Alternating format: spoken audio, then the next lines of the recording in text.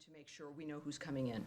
In this particular case, the United States is putting America first by beginning to revoke visas of Chinese students as warranted, including those with connections to the Chinese Communist Party, as you mentioned, Matt, or studying in critical fields, and enhancing scrutiny of visas for all Chinese nationals, including Hong Kong passport holders.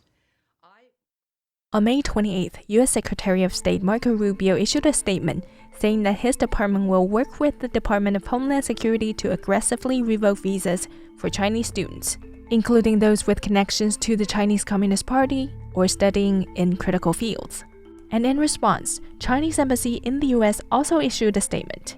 It says the Chinese side is firmly opposed to this politically motivated and discriminatory action. It went on to say that such a move by the U.S. side will seriously undermine the legitimate rights and interests of Chinese students in the U.S. You're listening to The Divide. My name is Erasure. Today I'm speaking with Yaqiu Wang, a Chinese human rights researcher and advocate who has been the most critical voice when it comes to China's human rights abuses, about her thoughts on the real-world impact of such a policy on students, on scientific research, and on America's role as a destination for global talent. First of all, it's unclear the scope of the revocation. So we don't know to what extent how many people will be affected. But just by reading the short statement from the Trump administration, and by observing the conduct of the Trump administration in the past 4 months, I'm very worried that a lot of people who should not be affected will be affected. The Trump administration's, the reason they gave for the revocation was espionage, national security concerns. Those concerns are legitimate. There have been evidence that China, stealing intellectual property or engage in other kind of activity trying to, steal academic fruits from the U.S. and that act contributed to, in some way, to advance China's military. So the concerns are legitimate, but that doesn't mean that you can just have policies that going to affect so many people without a clear examination, investigation, and deliberation. So I'm pretty worried, but we will have to see, the extent of the revocation, how many people will be affected. So who are those people that are going to be affected by this policy but shouldn't be? We don't know. I have to say, we don't know yet. But look at Trump's immigration policy. And, there have been people who have been sent to terribly abusive prisons in El Salvador because of a mistake. And then there are all kinds of mismanagement. And there have been a lot of stories of abuse by Trump's policies. So by looking at what Trump at the White House has done in the past 4 months, I feel, this is a reasonable thing to be worried about. I don't have confidence in the Trump administration in making targeted and proportionate decisions on visa revocations. I asked Yaqiu what impact this kind of sweeping visa revocation could have. A lot of people, they studied so hard to come to study in the USA. They have dreams of working as a scientist, as a professor at U.S. universities. And those are excellent. Usually they did well in school. They could have contributed to advancement in science in the U.S. Now they have to leave the country. And then it doesn't just affect the students whose visa will be revoked. It will affect her colleagues, his, professor, the entire university, because, you work with people. And when you're affected, it affects the spirit and morale of the entire institution. And then, everybody's work is going to impact it. Those are just, what's going to happen immediately. Then there are the long term, of course. It takes a long time for a project to be executed. Lab research takes a long time, and those projects will be disrupted, and it will affect America's ability to keep lead in academic innovation, academic scientific advancement. Then there is also the effect that people don't want to come to America anymore. Like the best scientists, maybe they wanted to go to the UK, to Canada, to other European countries, to Japan. And, usually if you're really a top talent, you're in demand. And in the past, it's always the U.S. universities get the best talent because they have the best programs. And maybe those people, they don't want to come to U.S. anymore. I don't even know whether my visa situation would be certain. So I think the long-term effect will be considerable. Yaqiu came to the U.S. as a Chinese international student. Today, she's one of the most outspoken critics of the Chinese government's human rights abuses and global aggression. The idea has always been, at least in American higher education, that if we embrace foreign students, if we integrate them to the American academic culture, American culture in general, they will, like American ideas, liberal democracy, freedom of speech, academic freedom. That was the whole idea. That's why the U.S. has always been open to foreign students, foreign academics, foreign journalists, foreign writers. Seeing this being reversed is really disappointing. This interview was conducted with Yaqiu on the eve of June 4th. And Yaqiu, who has been working as a Chinese human rights researcher and advocate for more than a decade, has been calling for the Chinese government to acknowledge the Tiananmen Massacre that took place in 1989.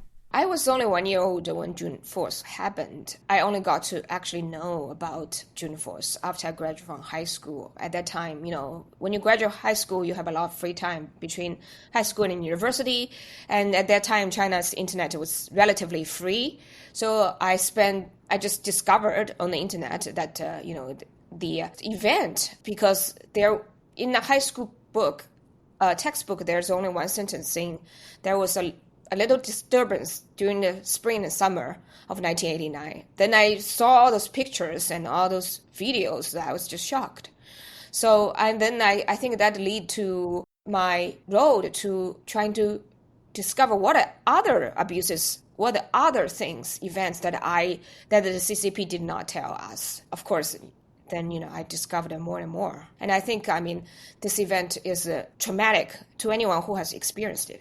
And people saw CCP could be so brutal that it just rolled out of tanks and killed the students. That it was, very traumatic. And I think it does affect the extent that people are willing to, stand up to CCP's abuses if they already know that in the past CCP would go to such an extent to suppress dissent. For the past 36 years, Beijing has worked really hard to erase June 4th from public memory. How successful has that effort been, especially among younger generations in China? I think it has been very successful. If you ask people my age, my late 30s, a lot of the people of my age, they know Tiananmen, this incident, in general, but they have no idea just the extent of the brutality. It takes. Even for me, first of all, I saw some pictures and it was blood. There were blood. I was shocked, and then you gradually learn what happened. What preceded the massacre. It takes a long time to process the information because you just didn't know this thing happened. So I think, that was for my generation.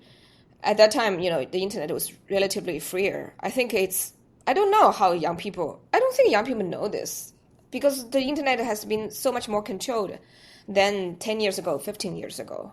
I asked Yaqiu if she thinks the memory of June 4th continues to shape China's domestic policy or its handling of dissidents today. Absolutely. I think, that was a watershed moment for the CCP. The CCP saw the students gathered in such large numbers. It's a movement across country. And it really, scared CCP. That's why the CCP decided to roll out all the tanks.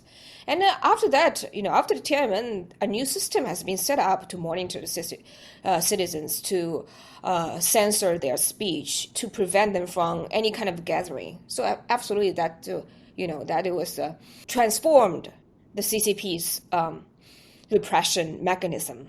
And for the people, anybody who experienced it, it's traumatic. Your government would just kill people, students, bright young students who are just sitting, just protesting and on the street and doing nothing. And then, you're affected if you know the consequence would be that huge. Of course, it has a deterrence effect on what you would do when, you see injustice. And finally, I asked Yaqiu whether she sees any signs of change in how Chinese society might one day reckon with the truth of June 4th massacre. Well, I think, it only happened over 30 years ago. So many people are still alive. There are documentations, there are pictures, there are videos.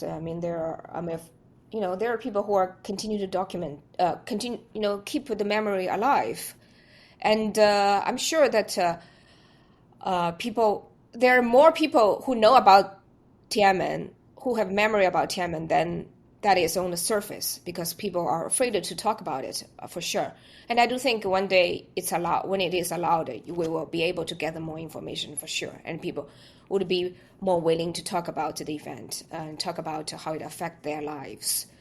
Yeah, I think trauma stays with people. And, if they can't talk about it now, they will, when they can talk about it, they will talk about it. Is the when in the foreseeable future? I have no idea. I hope so. I think, there are a lot of economic issues in China, and people are frustrated with, housing crisis, and also other, unemployment and other situation that, they are unhappy about. If people know that if I go protest, I would be harassed, I would go to jail, and but if your life is severely impacted by the economic downturn, and people will demand the government to do something, and when they're desperate. So we will see. Yaqiu's courage to speak out against injustice with such clarity, no matter the circumstances, and even when the risks are high, is something I deeply admire and aspire to. Thank you for listening to The Divide. This episode is produced by Radio Taiwan International.